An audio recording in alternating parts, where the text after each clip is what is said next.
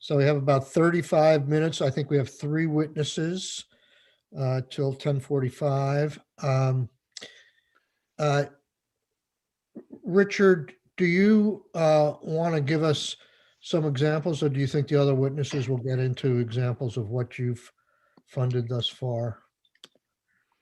Yeah, I can give a quick overview. Through the pilot, we awarded 8 community grants, and the water projects included, transforming an underutilized parking lot in White River Junction through visual arts and outdoor film screening, revitalizing Northfield's town green through lighting, public art, and outdoor seating, improving Center Street and downtown Rutland to better serve pedestrians and local businesses through parklets, enhancing an old decaying retaining wall through public art in Wilmington, creating additional outdoor gathering areas and seating areas for diners in Ludlow, developing walking paths and river overlooks in Middlesex with a private-public partnership at the Camp Mead property, building an amphitheater to host music and cultural events at the community gardens in Barton, supporting a music series and infrastructure improvements at the new Compton Falls Cascade Park in Springfield. That was the 8. Yeah, those were the 8. And then we had 55. Like I said earlier, it was really hard, from ice skating rinks to village green improvements to pocket parks to cultural and art programming in downtown St. Jay to activating vacant storefronts. The gamut and diversity of projects is robust, and I'm happy to share a longer list of that if needed. Yeah, if you could get us something in writing that describes the projects and the applications, that would be great. I don't know if it exists already, but if you can get us something, it would be good for some nighttime reading. Thank you. Senator Brown. I was just curious, Richard, who is around the table making the decisions, and how do you start to democratize that as well? So for the pilot, it was all of us funders. I kind of removed myself because I was the one coaching the applicants, working the applicants. I did review all the proposals.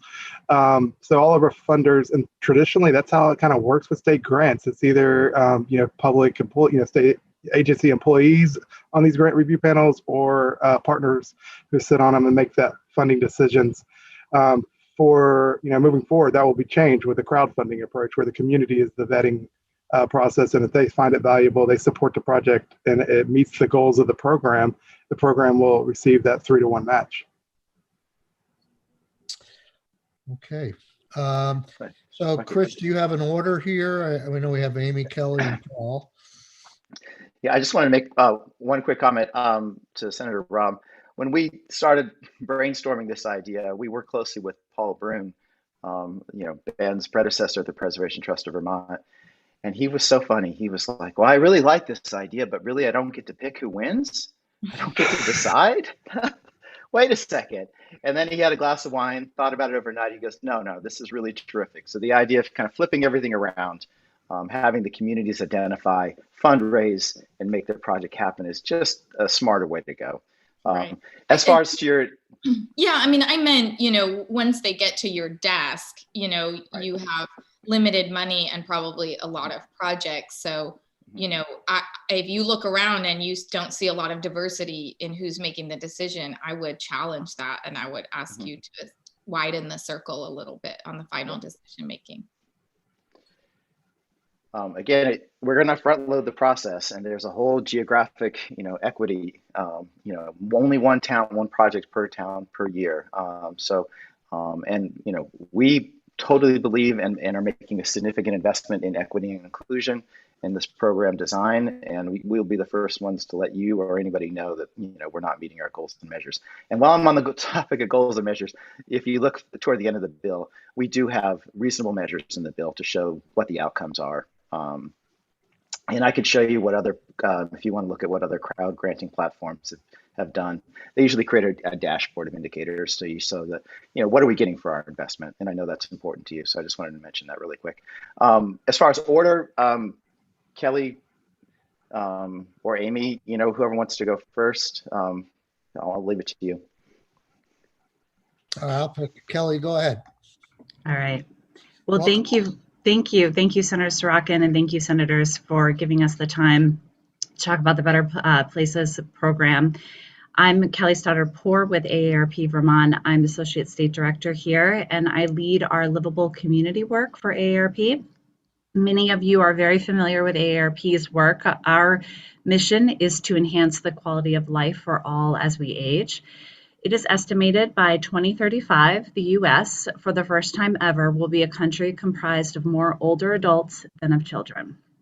And so how Vermont prepares for and accommodates a need for an aging population will have a profound effect on the health and quality of life of all of our residents today and into the future. The vast majority of Vermonters want to age in place. I know that that doesn't come to surprise for many people. We have really strong state policy that supports that. But the reality is that many of our communities have not been designed to support aging in place. For over the last decade, AARP Vermont has been fully committed to helping make Vermont towns, cities, and neighborhoods more livable. We define a livable community as a place where people of all ages can thrive with access to appropriate and affordable housing and transportation options and close proximity to services with inviting and accessible public spaces. Such a community enhances personal independence and it allows residents to be able to age in place, and it engages people of all ages in civic, social, and economic life. Public places are important places for building a sense of community and social belonging. They are spaces that belong to everyone, regardless of their age, gender, ethnicity, race, religion, or income. However, the way that public spaces are designed, maintained, and programmed doesn't always reflect the purpose and the promise that these unique community assets can offer. AARP, along with our partners that you've heard from earlier today and you'll hear from after me, have recognized a need and a desire among communities across the state to offset the impacts of COVID by transforming public spaces to make them safe, welcoming, and inclusive places. AARP, we began our focus on the importance of public spaces through a placemaking lens just about 4 years ago, intentionally cultivating public spaces for people in their community. It first began with an investment that we made in a Better Block project down in Bethel, Vermont, which Senator Clarkson knows all about. We worked with the community there in Bethel for a weekend demonstration effort, beginning with temporary changes to transform their village center to create more permanent long-term change there. And what it did was it created a spark for change. And we've seen a lot of improvements happening in Bethel since then. We at AARP continue to make our investments around placemaking. We host an annual placemaking workshop. We offer monthly placemaking meetups, and we offer micro community grants in the range of $2,000 to $3,000, really intentionally being able to provide that spark for change.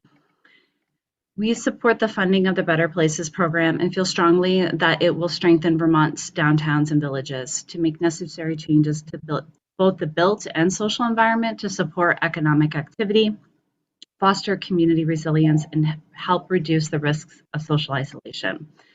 We all know that Vermont communities are grappling with the impacts of the pandemic, a demographic that is aging and is increasingly socially isolated, a deep desire to support our local businesses and to keep our downtowns and our villages vibrant, and a commitment to creating a positive future for our kids. Social isolation is real and it's happening all across our state. It is the lack of meaningful contacts with others. It's the absence of social interactions with contact with our family, our friends, our neighbors on both the individual and societal level. It poses a significant risk to our health and increases our mortality. In fact, prolonged loneliness and isolation can equal the health risks of smoking 15 cigarettes a day. Just want that to sink in because it's pretty significant. Older adults may be especially at risk for social isolation because they are likely to have experiences like the loss of friends, loved ones, mobility, and sensory impairments. But other risk factors for social isolation include lower socioeconomic status, living in a rural area, separation or widowhood, speaking a language other than English, and having little or no access to transportation. Vermont ranked 20th in the country for the risk of social isolation among older adults, according to the 2020 America's Health Rankings for Seniors. The pandemic has resulted in acute and severe sense of social isolation and loneliness for many older adults. I would venture to guess that many of us here know loved ones that we haven't been able to see in over a year because they're not able to leave where they live, their residency. So there are many ways we can increase social connectedness, creating intentional public space that provides a place for programming opportunities and activities for a range of ages. Vermonters are living longer and healthier lives, which is great. We all are living longer and healthier lives, but we need policies and practices that strengthen our local communities and support social connectedness across the lifespan. With creativity and innovation, placemaking can help meet the challenges of social isolation. And we believe that the Better Places program will leverage local efforts and investments to improve the livability of our communities and make our places more walkable, vibrant, and socially connected. Thank you. Does anybody have any questions for Kelly? Thank you for your work and your help and your sparks. Those are good. We'll move on to Amy at this point. Welcome, Amy. Hello, thank you for having me. Thank you, Senator Sirotkin, and to the members of the committee. I am happy to be here this morning. I'm Amy Cunningham. I'm the Deputy Director at the Vermont Arts Council, and I've spent the last 20 years or so in cultural organizations in the state. Moved to Vermont in 2001 to work for the Vermont Historical Society, which is where I first met Senator Clarkson and Senator Brock. So happy to be here this morning and tell you a little bit about the Better Places initiative through our perspective. So as Vermont State Arts Agency, excuse me, the Arts Council leverages state, federal, and private dollars to invest in artists in the creative process, arts education in K-12 classrooms, and cultural organizations that engage audiences across New England in arts experiences and events. The Arts Council also serves as the backbone organization for the Vermont Creative Network, which was created by the legislature in 2016. And it's a collective of individuals, businesses, and organizations focused on amplifying the creative economy and the creative assets in the state. So picking up that mantle that Senator Clarkson was mentioning around the important creative economy work that VCRD was doing about 10 years ago. So moving that forward. Done with the Arts Council. Yes, yes. So from where we sit as a funder for arts-based community projects, as an advocate for the cultural community, and as a promoter of the creative economy, we enthusiastically support and are committed to this initiative. It's a smart project that will help communities build social infrastructure and help the creative economy broadly. So as you may know, in normal times, the creative economy is a substantial part, the creative sector and the economy is a substantial part of Vermont's infrastructure. In the before times, before COVID, we know that creative industries and occupations provided 9.3% of jobs in our state. Brookings Institution issued a report this fall about the impact of the creative economy on the impact of COVID on the creative economy nationally. And that report indicated that Vermont's creative sector lost 8,090 jobs and sales of $216 million. This is Vermont's creative economy only, from April to July of last year. Beyond the impact on employment, the COVID pandemic has had ripple effects that are felt in the hospitality, food, and tourism sectors. When a museum or theater closes, there are economic repercussions throughout an entire town, at the restaurants, the shops, the hotels, and the bars where those arts patrons typically spend their dollars. We know that, again, in the before times, in 2016, event-related spending by arts and cultural audiences in Vermont totaled $44 million. There are boundless creative assets in all corners of the state. I know you all know this. Sculptors, designers, muralists, performing artists, architects, landscape designers. The talent is here. And so that's one of the many reasons we support the Better Places program. It's a great way to put them back to work and re-energizing our downtowns and villages as we reemerge into community spaces again. In the aftermath of our first waves of COVID relief and response, the Vermont Creative Network convened hundreds of creatives and other stakeholders invested in the cultural and economic vitality of our state to map out the priorities for a resilient and creative future. These conversations were informed by research findings and has led to the development of the Vermont Creative Network Action Framework, which outlines the vision and strategies to revitalize Vermont communities and strengthen the the creative economy. And so creative placemaking, which is, just another way of saying artists and community members coming together to re-envision public spaces, has unsurprisingly emerged as a high priority for the Vermont Creative Network. Better Places initiative is in perfect alignment with 3 of the 9 priority areas identified in this plan.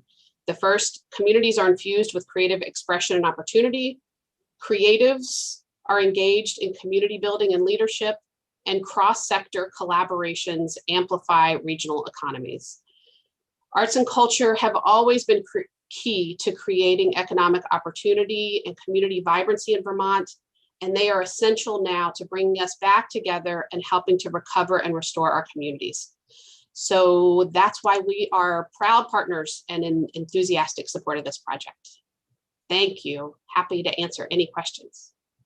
Any questions from the committee? So I have one that I feel obliged to ask. It's similar to a question I asked before, but it's somewhat different. Some of the monies that would go into this new program could, it seems to me, equally go to the Arts Council to do the same kind of work. Yeah, I'm looking for some guidance, helping me to understand, at least for part of this money, why we're creating a new program as opposed to giving more money to the Arts Council, maybe with some direction or guardrails attached to that new money to spend it in this way. I think that's a great question, and I think my answer might be similar in some ways to what Sarah responded with from our perspective, it's a matter of scale and it's a matter of mandate. And so our work is specifically focused on arts and artists and community building through arts and arts organizations specifically. And so that's how we dovetail, and that's what we bring to the table in this initiative. But we see this as, I think one of the benefits of the Better Places program is that it's agnostic. There's certainly going to be a lot of artists and creatives involved in the work, but it doesn't have to be an artistic or creative based project. So that's one piece of it. I would also say on the scale, we do offer a small new grant program called Animating Infrastructure. It's been around for 5 or 6 years. We're able to give maximum grants of $15,000, and we're able to give at the most 4 of those grants a year. So the scale is just tremendously different. But we've been, part of these placemaking conversations with Richard and Chris for 3 or 4 years, working hand in glove to build this together in a way that we think brings more people to the table than just folks who would normally come and apply to an Arts Council grant. No, and I understand that, but when I hear about some of the projects to, do outdoor theater or something like that with this crowdfunding approach, it just, my initial reaction was, don't we already have an organization that funds those kinds of events or programs? And are we creating another structure? And probably the same could be true for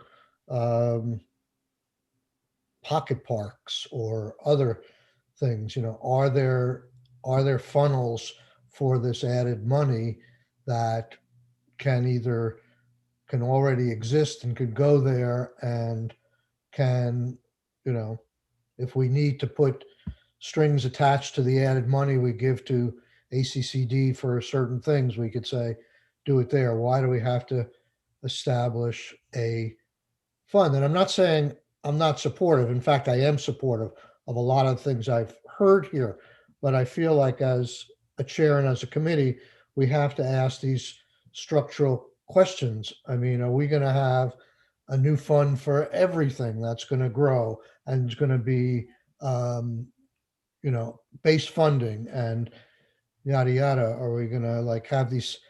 I don't like silos, and I think we're potentially looking at another silo here. Mr. Chair, may I interject something here? Yeah, absolutely. Oh, we don't have to have this debate right now. I'm just asking. I'd just like to answer, I think, your question. I agree with you. We don't want to reinvent the wheel. I think that's what you're getting at. We don't want to, if this fits neatly somewhere else. But I think actually this is an important additional tool. We always talk about how few tools we have in our aid to downtowns and village centers as they work to revitalize themselves. And, you know, we have the downtown tax credits and we have TIFs. And actually, I think Better Places is a great additional tool that serves our public toolbox and fits neatly in. And because of that, a lot of the interagency aspects to each one of these different, this is an umbrella that is, I think, appropriately a state umbrella, a public umbrella that it fits under, because every project's different and will need different pieces of coordination and enabling from different state agencies and different nonprofits.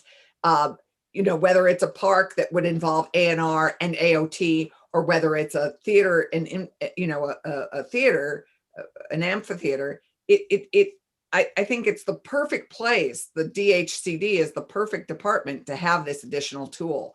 So I wouldn't think of it so much as an additional program. And I think of it as an additional tool that we can bring to bear on our larger objective, which is the revitalization and of our downtown and village centers, and fits into so many of our priorities of smart growth and aging in place. And I mean, you name it, it fits the priorities we've already invested in.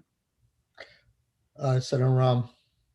So first of all, as I was listening to our chair speak, it really struck me that the use of the word for program, Better Places, has the potential to sound very subjective about what makes a place better and who that includes and what was wrong with the place before. So I just really want to caution us when we're starting a program called Better Places to be really thoughtful about how that sounds to our communities, and maybe question the name as we go along.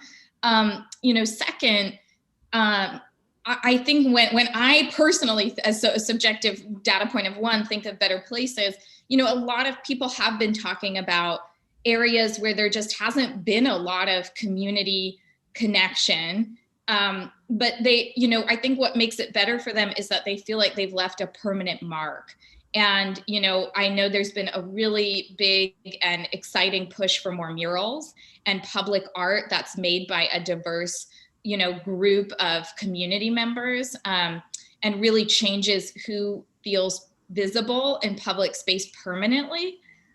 So I just, you know, I wouldn't, if at the end of the day, you know, 99% of this money goes to white-led efforts and, you know, communities where they already are resourced, or they're used to, you know, managing what public spaces look like already, I think that would be a miss. You know, I think that wouldn't be the ideal outcome. I think hopefully this is a way for you all to help people make a permanent mark on their public spaces who haven't had the opportunity to do that. That would be better in my mind, you know, so I really want to challenge you all on that and really question who's at the decision-making table and who's providing the technical assistance for this program. So we're sort of in some ways getting into committee debate and, you know, not necessarily hearing the rationale for a separate program from the witnesses, but I will use those comments, Senator Rahm, to say, I think the flip side of this is also true. We don't want to see this program be the exclusive program for diversified groups and say those other programs are for the white privileged programs. So, I mean, that sort of makes my point of unease of setting up yet another separate program. And with that, I'm going to transition to the father of the Working Lands Program, Let me Paul just ask you a Costello. question. So, I mean, it's a program, the Working Lands Program is a program that my former firm worked very closely with Paul on to establish, but, is another example in my mind of yet we keep setting up these separate funds for distinct purposes. And that could be good or bad, but that's just the concern I'm raising here. Do we have overlap already of existing programs to do this? And again, I want to emphasize that I'm just playing devil's advocate because I like the idea and I like the crowdfunding and I like going forward, but I want these questions answered to the satisfaction of the committee as to why we need separate funding sources, distinct funding sources. I think, Mr. Chair, before we go to Paul Costello, I think Randy had a question.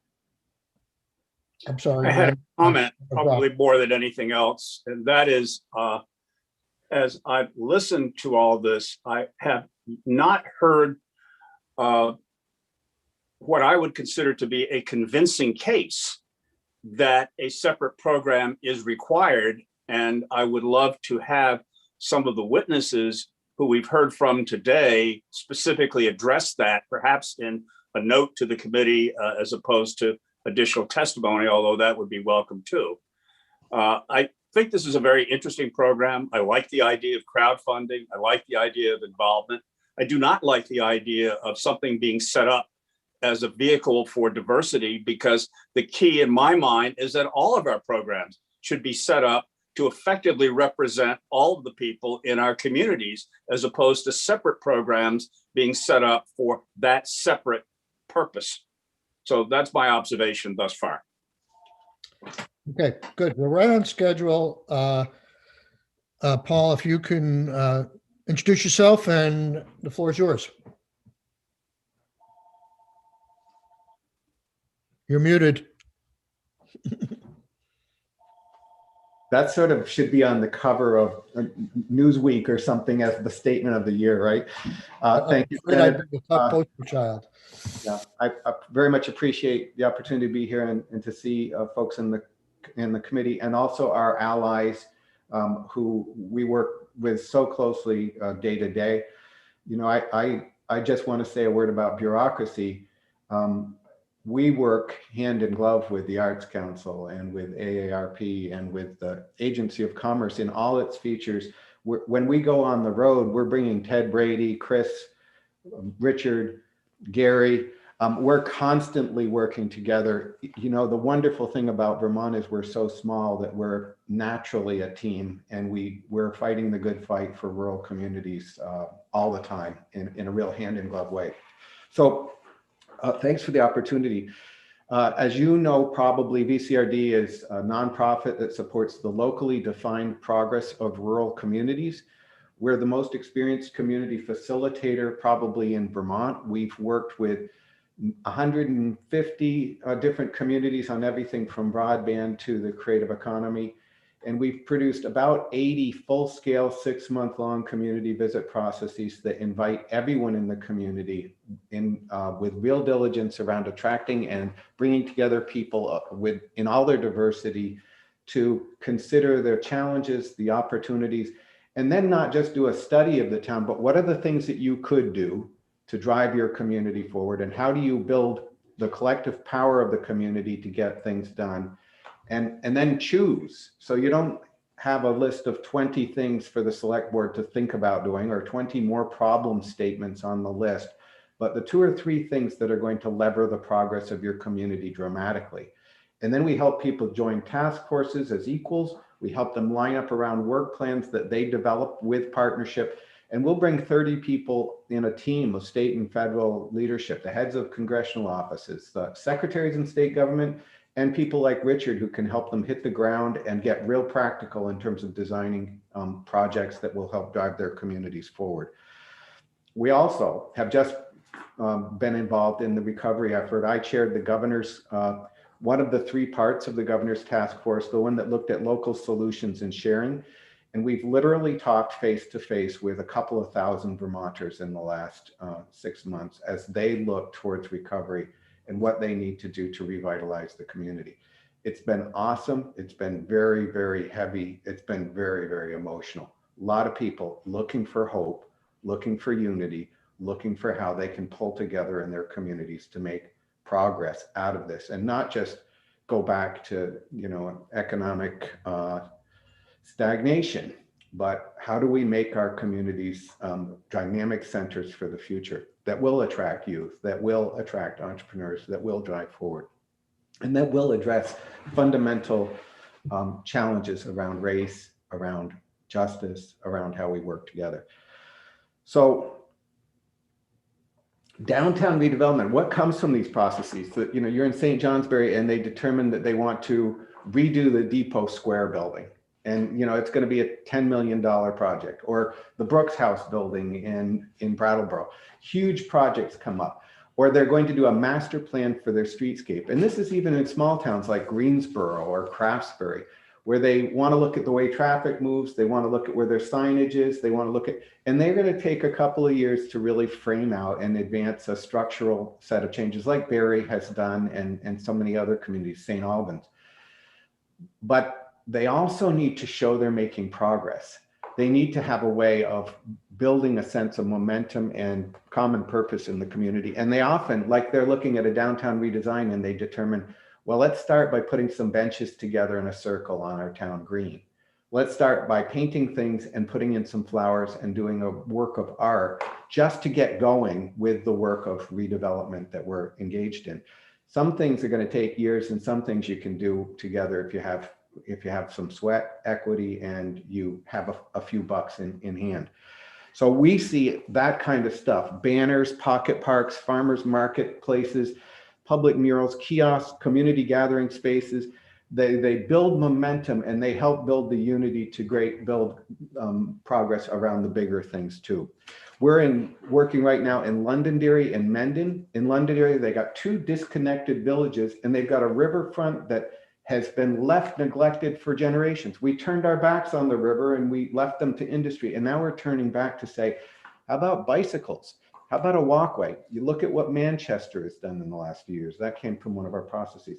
How do we open up this space and celebrate, you know, the beauty of it as a natural center, as a place for families to gather, and as a key asset to attract young families, including young entrepreneurs, young workforce, and other folks that will help to stimulate the economy. Mendon, similarly, they're looking at the redevelopment of the Route 4 corridor. There's 5 or 6 relatively derelict places that used to be inns on that road. The inns have been sucked up into Killington. What's the future of Route 4? And how do they look at how the community can come together, which is mostly disparate, separate households? They want a community space that can come together in a central way. So they're looking at long-term pattern. What do we do for redevelopment of the road? But in the immediate term, how do we build a collective space where we get together and connect as a community with summer picnics, with all kinds of events? We see that kind of work going on all over the state with the family outdoor space and the Grange redevelopment in Guilford, the waterfront in Newport, which has made a lot of progress and still has some needs. Pocket parks that happen all over the state, like Montpelier and Bradford. Creative downtown spaces like the Center Street Alley in Rutland, the Danville Green. Downtown park redevelopment, Barrie, Johnson, Bristol, Vergennes, Rochester, Waterbury, Island Pond, all of which have done a lot to renew and to bring people together. So Paul, can I interrupt for 1 second? Yeah. So your role is like a technical assistant, think tank, helping the select boards and the communities know Much- their choices and focus on the ones that are real and It's much bigger than select boards. We get invited by the select board to bring the whole town together. So the Barry City Council has invited us to go there. We had 350 people lined up to participate in focus groups to think about everything from economic development to housing and out of these process bubble up all kinds of ideas. People vote the priorities of the community, not legal votes, not votes of the select board, no binding quality to tax or anything else. so But forgive they me, pick projects and then they set up to redevelop things. forgive me for not understanding this, but so your role, I mean, where's your funding come from to do this?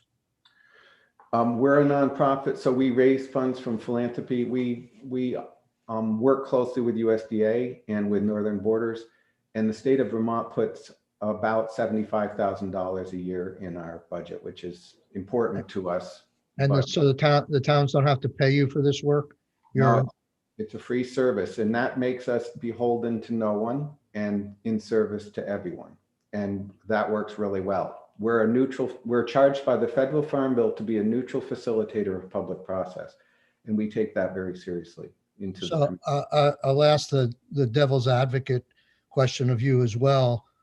Why wouldn't we give some of this money to you where you see a need while you're helping people develop these long range plans for immediate community engagement and enthusiasm?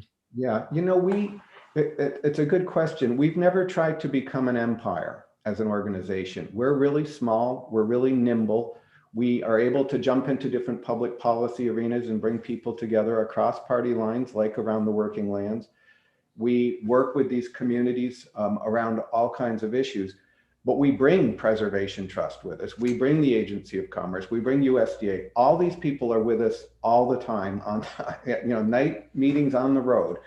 And I can't tell you how many times Richard Amore has been with us. And we will be bringing whoever is in charge of this grant platform with us all the time, just as we bring the Community Foundation on every single visit we do.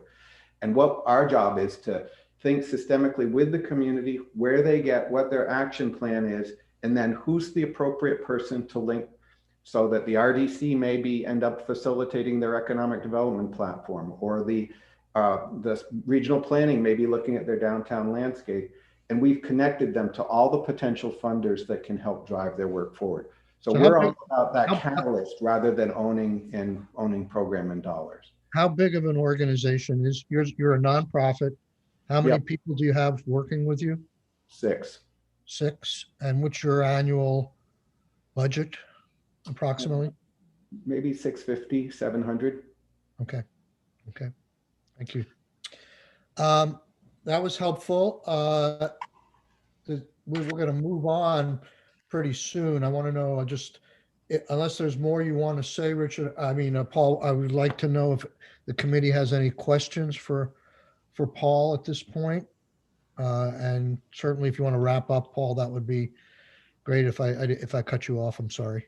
Well, I guess I would conclude by saying that the Better Places program will serve all Vermont, that there's this real hunger out there to build points of renewal. This will give visible signs of people coming together, and it will build momentum on some of the larger issues that communities are facing now as they go into the future.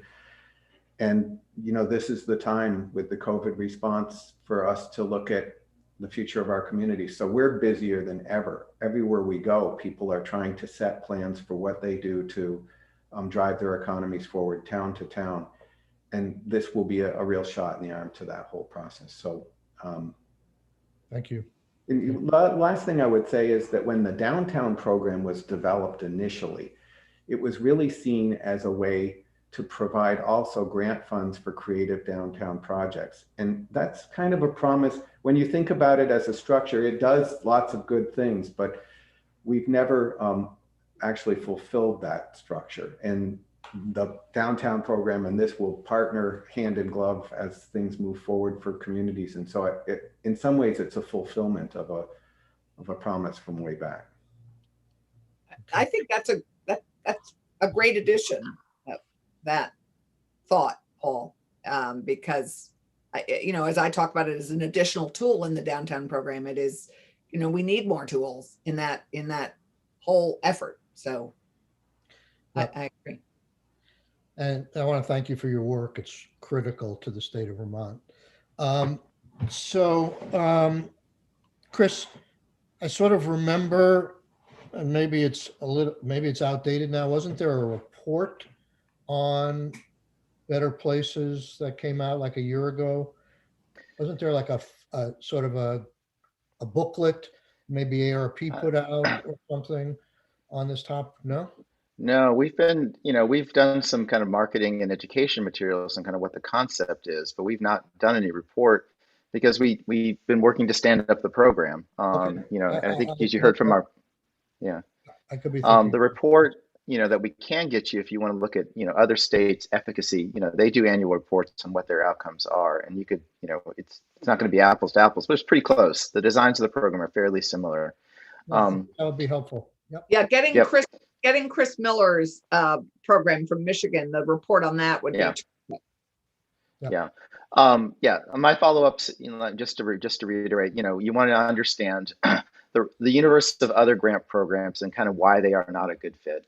You want to understand why there is a need to differentiate a different kind of program to do the kind of things that we're talking about here. You want additional information about other crowd granting operations that other states have stood up. And I think there was one more. Am I missing one?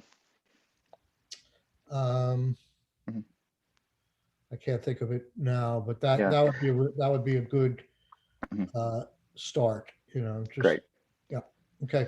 And then one thing I wanted to mention about, Paul does an amazing job, engaging these communities, getting these conversations started. The communities go through a process where they identify kind of easier and harder to do projects. And I think this is an amazing fit for kind of the work that he does, saying, here's some ideas and let's get you together to jumpstart and work on something, that you can do. And that success breeds success necessary to take on the next step. And I think Richard and others have talked about that. So, okay. Well, we'll definitely have you back, Chris, to flesh out the wording of the section. Thank you all. We're going to move on to Heather and the tourism proposal. Thank you all for being here this morning. Thank you. Thank you. That was great. Okay. Heather, welcome. Good morning. We're almost on schedule. We're a few minutes behind, but we've got a fair block of time here to understand the proposals that are out there from specifically the House at this point, dealing with your department. And so I'm going to turn it over to you in terms of, could you just very briefly, before you get into the existing proposal in H159, give us the short history over the last year and the proposals, the starts you've made, some of them that have not gone forward, and what the governor was proposing, and just ground us in the last year or 18-month history of your department and the proposals that have been out there, and what monies have been spent and what have been asked for and not approved, et cetera, et cetera. Sure, I would be happy to. And good morning, everybody. For the record, Heather Palm, Commissioner, Department of Tourism and Marketing. I think one of the best places for us to start is just to think about, often I've come before this committee before with those top line figures of the fact that, the state welcomes 13 million visitors generally annually, which in turn produces $3 billion in visitor spending and supports 10% of our workforce. But those are numbers from 2019. And in terms of the severe disruption that this industry has suffered. We're looking at rooms and meal revenue losses of 48 million. Visitor spending is down conservatively 700 million. And that would have been greater if we hadn't seen some of our second homeowners stay here for the long term. Unemployment in food and accommodations is still at about 30%. We're also looking at, a drop in tax filers when it comes to rooms and meals tax. That has definitely shifted, when we're looking at second, third, and fourth quarter. But, I say that just as context in terms of, when we're thinking about funding proposals, to me, we're thinking about like, what can we do about this incredibly important sector of our economy that has just been, devastated and is really struggling to hold on. And we know that, we're, thankfully we're looking to come to the end of this, but, economic recovery grants are a part of the story, but they're certainly, getting back to business as usual is what the long-term recovery looks like. I saw a hand, so I can stop there. Senator Ron, did you have a question right now? It just sounded like Heather was coming to the end of her arc of like the use of the money. And I have a lot of questions about that. So I can wait. Yeah. Why don't we let Heather give us some background, and then we'll follow up with some questions, if that's okay. Are you about to go over to Commerce, or have you gone and come back already? I'm supposed to go in 4 minutes. So that might be the challenge for me. I hate to miss this, Heather. I just feel like what I'm hearing from tourism sector folks every day, and they're saying they can't hire people back. And so I don't know how we get money to bring more people back to do business with them until they have a workforce. That's what I'm hearing all the time. And so I feel like our money is best spent, helping them modify their businesses and incentivize workers to come back so they can be ready for I think people are poised to want to come to Vermont. We just have to have a workforce that's safely ready to greet them. Very fair point. I would hope that it's not an either or. I think in terms of, the fact there may be some pent up demand for travel is something that is not unique to us, and that we have to be very careful that our closest competitors are going to be fighting for that return to travel, with much more resources than we do. And so we can't take that for granted that Vermont is going to be the choice they make, and that, patterns that people make for things like, where they get married or where they go on vacation are often patterns that last for years and, can lead to either a stronger brand affinity for one place and possibly relocation or someplace else. And then, on the workforce front, again, I hope it's not an either or. To me, it's absolutely, these businesses need to be set up for success. But the long-term success is the business that they're going to have from folks walking in the door. And if we get those folks back to work, we need to keep them back at work, which comes from that visitor spending that is going to support all of those businesses. I don't want to make it an either or. I'm disappointed in the proposal that we have before us, because I think the immediate and urgent question on hand is how we help our workforce safely return, and how these businesses feel safe to people when they come, not how we compete with New York or wherever for people to come, but how we make sure businesses feel safe and their workers feel safe. I don't see that in this proposal. I didn't see this from the governor. And so if you're advocating within the administration, I feel like there's a lot more work to do. Right. Workforce development is not really what I'm here to talk about, in the sense that that's outside of my expertise. What I can say is that clearly we need a workforce to support our tourism industry, and our tourism industry vice versa supports the workforce. We're talking about 10% of the workforce, 30,000 Vermonters that are involved in food and accommodations. And if businesses are closed, or if there's no place for people to stay or no place for people to eat, both on a financial assistance level as well as getting workforce, that is going to then hamper our recovery. So I guess I hope that we're looking at this holistically, that the part that I'm speaking to here is the demand that people are going to those businesses. And then, there are other parts of the administration and other parts of the solution, which are about making sure that we're providing good service when they do come here.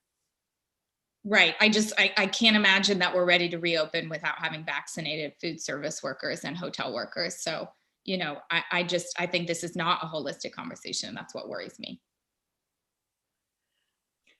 Okay. Well, Yeah, the vaccine schedule, within 2 weeks, every Vermonter will be eligible for a vaccine. So I really hope that that's a shorter conversation than what we're talking about here, which is how do we support tourism going through the summer into the fall, long-term brand affinity as a way for the state to recover as a whole. And yeah, there are short-term challenges there. I mean, this pandemic has definitely laid bare many challenges, and we need to address each and every one of them, as they come up in order. I think in terms of vaccination, that is happening. Whether it will happen as fast as anybody of us would like it, I cannot speak to that. Well, but I agree that we have to have this conversation, but with the partners that are working on upskilling, reskilling, and bringing back our workers to this sector and to others. So I think this is a conversation we need to have with labor, with Sarah Buxton, with Joan Goldstein, with all the key players in this area. Well, there is a workforce development piece of this bill. The money is not in here, but we certainly Right. can get into that and tie it into the first section of this bill, which is tourism and marketing too. Exactly. That's not Heather's area of expertise. So Right. Let's focus on the workforce piece when we get that route. Okay, so let's just go back and maybe I can focus this on section 1 of the bill has $2.5 million for your department. That's one-time money, as I understand it. It's in addition to your base funding. Is there any change in your base funding in terms of what the House passed at this point? No, there is no change in the base funding. You are correct. It's one-time money. And as I understand it, it would not come from the general fund, but it would be part of the ARPA funds is what I understand is how appropriations was looking at that. So I guess just to cut to the chase, is this provision something that this bill that the administration supports, do you want, obviously the question is, were you asking for more and why, and in what form was the proposal? And is this a good compromise as far as the administration is concerned? Are they supporting this section of 159 at this point? On the whole, I would say yes, I do believe this is a good compromise. I mean, we came to the administration's proposal had 3 different components. It was one-time funding. We had proposed $1 million of one-time funding for tourism marketing, one-time funding of $1 million for consumer stimulus, and then a funding proposal that would be long-term based on a percentage of rooms and meals tax receipts above forecast in any given year. I had previously testified that the amount that we might receive from that funding proposal might be around $500,000 in a year. So the 2.5, in terms of looking at the short term of what will help us recover at this moment, that pretty much combines the 2 one-time figures and what we might see in the first year for a funding proposal. Would I love to see that there is an avenue to talk about a funding proposal long-term? Absolutely. I mean, that's something that, it comes around and around again. And when we're talking about, again, long-term sustainability, then, not relying on these one-time funds certainly would be preferable. But, at the end of the day, if we're successful with this level of funding, that will definitely be a huge help to this sector in recovery. I just would like to make sure that we can, as much as we can keep, long-term funding on the table for all the things that we're talking about now, which are feeling very acute, are not going to go away in terms of how we support this sector going forward. So the funding proposal would address that. So let's just talk about the $1 million for consumer stimulus. This 2.5 does not include that, I don't think. No, it doesn't include it, but is it pretty much, do you envision, there's only like one paragraph here, do you envision this money exclusively going to marketing at this point in FY22? We found that there was not as much support for the consumer stimulus part of the proposal. For our perspective, including those two different components of the original proposal was, what are the different ways that we can support our communities and our small businesses? One of them is bringing more visitors here and encouraging that visitor spending. And one of them is just encouraging and retraining, additional purchasing habits of visitors as well. We've gone around this consumer stimulus a couple of times.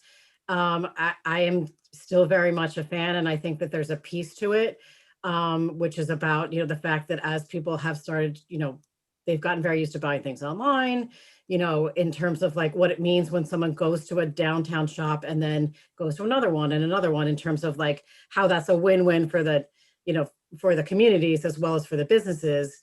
I still think that there's potential there, but in terms of, I guess to me, it's like the why is because we need to support our businesses and the recovery of the state. The how is, is still up for debate somewhat. So I tend to agree with you. I like elements of the consumer stimulus piece, but I'm trying to understand if we assume that this 2.5 is available to your department. The way the House passed it, they didn't specify any consumer stimulus, and I assume if we just concurred, you wouldn't go forward with any consumer stimulus, or you don't have the authority to do that. What is the 2.5 going, this one-time money going to be used for? How are you going to spend that 2.5 under the House passed version? Under the House passed version, as you well noted, it is broad, and so that we would be looking to using it primarily for destination marketing. So similar to the tactics that we used last fall when we were given the CARES Act funding. So that is, if you think about the role of what is the role of the department, we are the voice of Vermont for Vermont in a very competitive marketplace. So that's, how can we get folks thinking about Vermont, with enough repetition that they are making purchasing decisions and, making their vacation plans based around Vermont.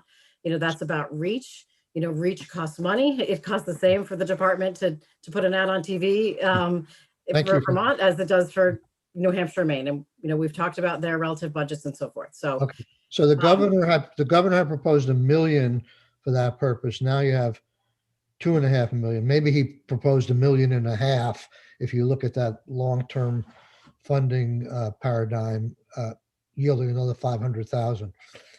But so I guess what I'm trying to understand, and maybe I think I got it, but I want to be sure. The $1 million that you had for consumer stimulus is very different than the added $1 million that the House put in for out-of-state marketing.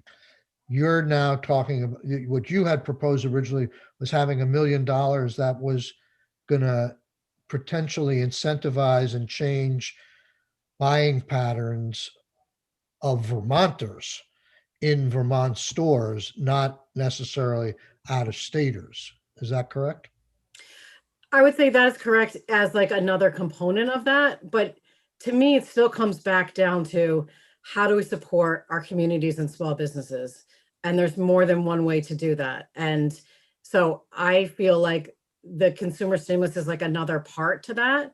But, the other, as things are evolving, we're also seeing that the communities are opening back up again. So if we're able to, everybody's feeling more comfortable going downtown, there may be less of a need to incentivize them to do that than, if we hadn't seen the trajectory that we're on right now. So I think that there can be a give and take there. And if I could suggest one other perhaps intermediary alternative of the consumer stimulus programs that we ran, because we ran a couple of them last year, this is where also it gets, a little not complicated, but there's just different ideas out there. So there was the, what people have dubbed the gift card program. That was just, one of the things that we did.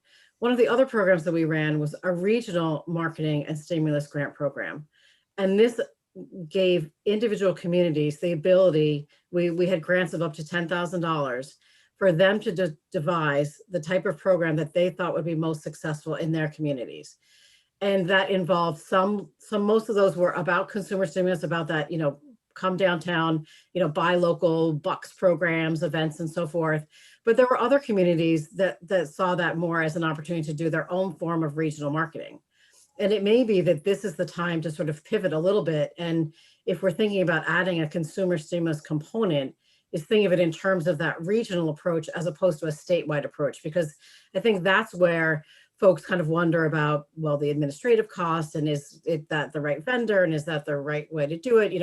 We've shown the return on investment, but there are definitely questions. And so, perhaps a regional marketing approach, regional approach in terms of finding that balance between encouraging visitor spending as well as encouraging, resident spending is another way that we could look at this if that was attractive. Yeah, I appreciate that. I mean, I guess simplistically, the way I view it is that bottom line, we want to help the businesses. We want to stimulate the economy and get the small businesses who cater to, retail and tourism and stuff, get money spent at those establishments.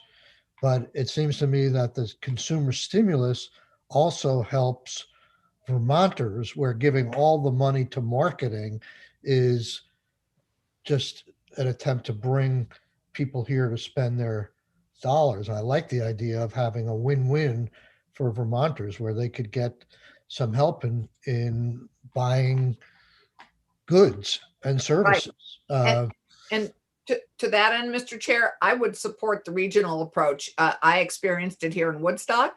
Our chamber ran a program where you got credit every time you went into a local shop, and then there were drawings, I think. And I think that is a palpable reminder in your hand of the places, the options you have locally to shop. And I think I would support that kind of approach.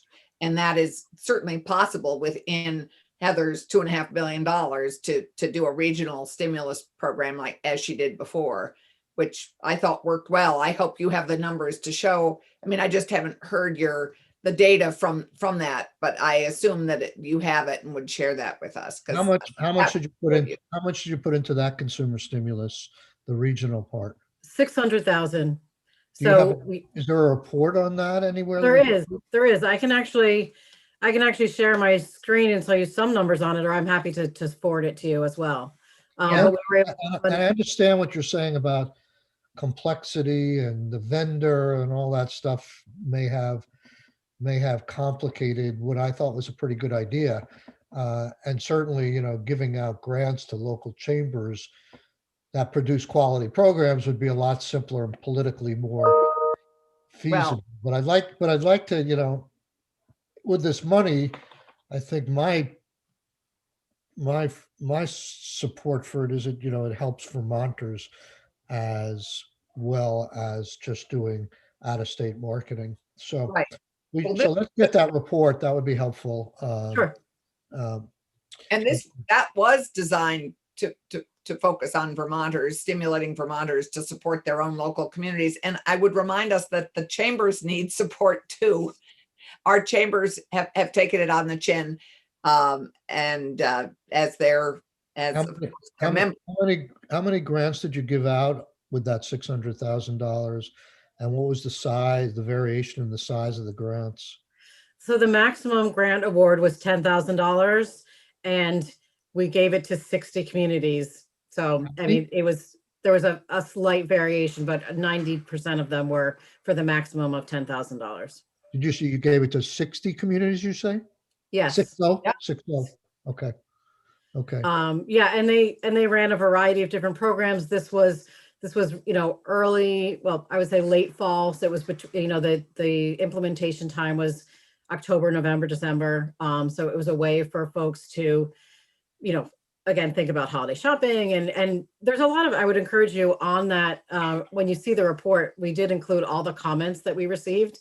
Even some saying like, this was hard to get off the ground this quickly. So I'm not afraid of knowing that we can do things better. But a lot of what we heard in that was also a real feeling of community pride, and I think that, Senator Clarkson was kind of speaking to that a little bit, like it was another way for communities to really rally around this kind of shared experience of recovery, and what it means to be part of that community, and how communities define themselves, and this ability to kind of, there isn't a one size fits all, but what might make sense in one community is different than another. And I would just hope that we could leave open the door that for some communities, for instance, down in the Deerfield Valley, their program was definitely about a stay. There was a stay component as well as just like a shop and dine component, because they really do want to have those, out of town visitors come. And so I think that part of, consumer stimulus and invigorating spending, I would hope that there can be like a hybrid kind of concept there, that can be both residents and visitors, so that we're not excluding one versus the other over the other. So did any of the did any creative ideas sort of jump out at you among these 60 proposals or grants? I realize a very small amount of money per town or per municipality, but or chamber or whatever. But did any jump out that we could sort of gear this to, that put some, there's advantages to obviously having flexibility town by town, but there may be some ideas out there that jumped out at you that maybe we can infuse in some commonality to the grants that go out if we put $1 million into this. Some ideas that are tried and true, maybe not even in Vermont or other states you've seen. I know you tried the consumer stimulus idea and you like that, but if we moved away from that to something that is smaller and many grants, but some common thread in terms of requirements for these grants. Well, we did have requirements in terms of the metrics that we were hoping that they could provide. And I think one thing, the report does describe every single one of each of those 60 programs. I mean, it's just in, it's in an abbreviated form, so I don't want to scare you away from reading it. But I think that what you'll see there is that they're all variations on the theme. So I think in terms of best practices, there's people are coalescing around what works. But even when it comes to the metrics, I just want to acknowledge that we are relying on volunteers and many small committee type organizations to implement this.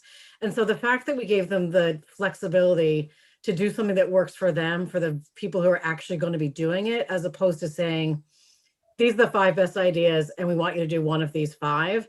I think that would be a lot harder for some towns to really get behind, as opposed to supporting the best minds in their communities and the best ideas. That sort of, really is a local initiative. It's just, we've seen really has the most chance for success. And because we're seeing the same themes, I'm not as worried about like someone's going to propose something that's really not going to be effective, because we are asking them about how many businesses participated and so forth.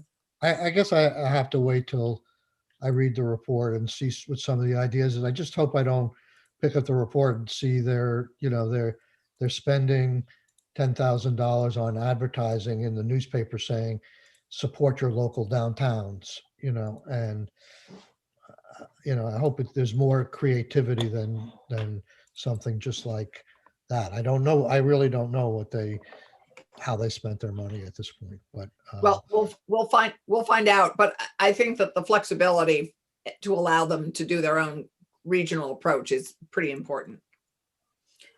And on the media side of it, yes, there were some amount of grant dollars that went to local advertising, but I would just also propose that you're supporting local media, and that is also a component of making sure that the state recovers. So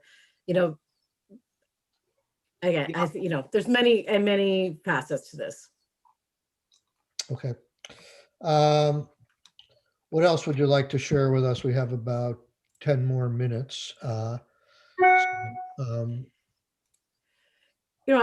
think that, when we get back to the destination marketing, and I'm glad that we've had this conversation about the regions, but I guess I would bring us back to thinking about, the role of the department is, as I've said, we're the voice that's out there in a competitive marketplace. And part of what we do, with that funding and, why we are spending it on, tactics that do require real money is that's the way that we're able to reach a broad enough audience to actually then funnel, that interest in Vermont down to these regions. And so it's really both. So we're always looking for ways that we can support the regions, but when we ask the regions and we ask, often we would have tourism day and you'd hear from folks directly. And what they always say is that we need the department, we need the state to be that top of the funnel, big brand awareness. We need people looking at Vermont and thinking about Vermont and really fighting for Vermont to have that attention in people's minds that they can't achieve on their own. And so I just don't want that to be lost, that ability to really to function effectively and competitively in the larger marketplace where competition is intense, even with pent-up demand. That's where these resources, that's where that really goes to. And we saw in, when we did receive that CARES Act funding in the fall, and we were able to work with outlets like Outside TV and Discovery Networks, we worked with them to put together brand videos that we would never have had the chance to do because we were able to use their footage and so forth. And we were able to reach, just as an example, when we think about reach and we think about media impressions, which is, one of the ways that we measure our performance, is that in 2 months, the ads that we ran on the Discovery Network, we were able to achieve over 88 million impressions. As a comparison, in all of 2019, we were only able to achieve 63 million impressions. And so just the ability to reach people and to reach new people. So there's two things. So there's the ability to reach new people and plant that seed of Vermont. We have never had the ability to do that. We just have not had the resources. And so oftentimes we will be talking about we don't have the resources to plant the seeds, but we're going to nurture the seeds that are there. This, frankly, fairly unprecedented, or at least, a reversal in the amount of resources that the department has access to is enabling us to reach new people and to reach existing people, to nurture those seeds more than we have ever been able to do before.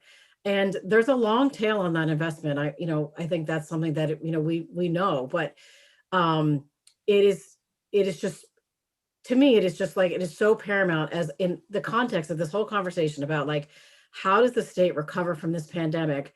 We're looking at a sector, that provides this 10% of the workforce, $3 billion in economic impact. This is how we do that. What we have always heard how we do that is by making sure that folks are thinking about Vermont and they're thinking about, what that means, when they come here versus going someplace else. Heather, can I just get grounded Yeah. for a second? So the marketing budget for the out-of-state national marketing, my recollection is it was about 300,000. Is that right at one point? Because I remember people were asking to go up to 500,000 a couple of years ago. Am I The department's budget is 3.5 million right? annually. Right. Of that, approximately 2 million goes out in a year in destination marketing. That's before the one-time money, CARES money? Correct. Okay, what was the ask from the chambers? Were they asking for an additional 500,000 before this pandemic hit? I remember that was on the table. In the 2019 session, we were asking for, it was a $1 million one time, yes, 500,000 is the department, and then another 500,000 that was split between outdoor recreation and state parks and fish and wildlife, if I recall. Okay, and then in CARES funding, you got an additional 2 million that you were able to spend on this? We got an additional 6.5. Of that, 1.5 went to consumer stimulus and Okay. 5 went to destination marketing. Okay, so, and now the House has put a 2.5 for next year, additional, right? Correct. Okay, and so one of the things that would help me is, can you send me or send the committee some links or something that I can see the advertisements themselves that you've used? Like Sure. you talked about the Discovery Station. Can you send me a link so I Sure. could look at that? Yeah, those kinds of things. And And also, I don't want to totally give up on the consumer stimulus idea. So if you could send some narrative of the proposal that the governor was thinking of with that $1 million, I'd like to see that as well. Yeah, I can also provide the report that we did on the consumer both of those that I mentioned, that the statewide consumer stimulus program, as well as the regional marketing and stimulus programs. Okay.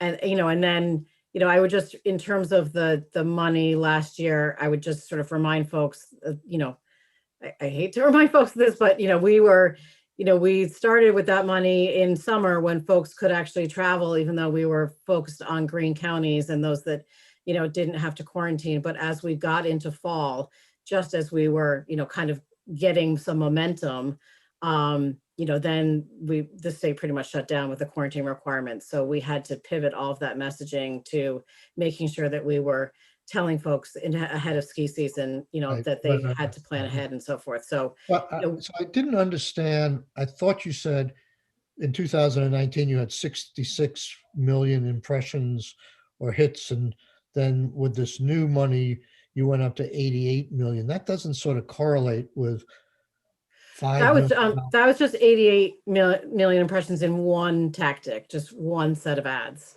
So we are still, believe it or not, that reporting is quite late. Then we're still getting the total impressions for that. I'm just saying that was 2019, the whole year was 63 million.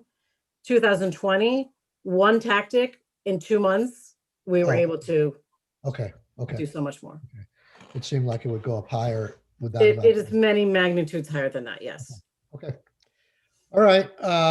Let's see. It's now 11:26. Any further questions for Heather at this point? I'll wait to receive your stuff. You recall I can't even remember when it was it? We fought for the consumer stimulus, and as you know, we were shut down in appropriations for that money, but our committee had wanted to proceed with your consumer stimulus plan or a variation of that. So we'll continue to look at that as options, but I appreciate you sharing your time with us this morning, and we'll probably get back to this next week. Okay. Okay. Thank Great. you. Thank you. Thank you for the time, as always. Thank you, Heather.